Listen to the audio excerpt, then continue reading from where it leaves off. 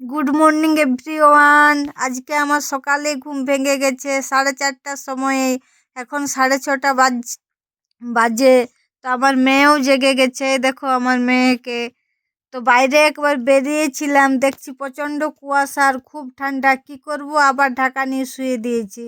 বলে আরেকটু হোক, 6:30, 7টা বাজুক। এখন তো 6:30 বাজছে, 7টা বাজুক আর উঠবো।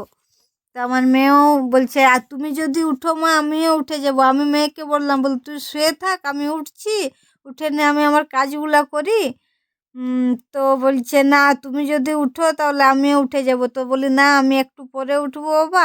তাও তোকে উঠতে হবে না, ঠান্ডা লেগে যাবে নি, আরো মুশকিল, একে তো সর্দি। তো আমার মেয়ে কি কিছু বলবি মিষ্টু? তুই কি কিছু বলবি বন্ধুদের?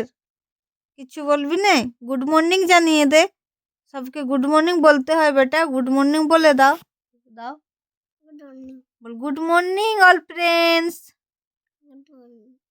ও শুধু গুড মর্নিং, গুড মর্নিং।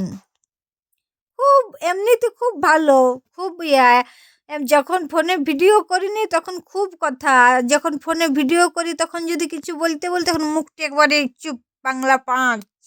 আর যখন কি বলছি ভিডিও করি নেই, যখন অভিনয় করি এমনি, তখন খুব কথা, খুব সুন্দর করে বানায় গুছায় কথা বলবে, মানে বড়রাও এমন কথা বলতে পারবে না। আর এখন যখন বলছি কিছু বলবি, দাঁড়িয়েছে গুড মর্নিং। তো ঠিক আছে বন্ধুরা, চলো গুড মর্নিং সবাইকে, অল ফ্রেন্ডস সবাই ভালো থাকো, সুস্থ থাকো।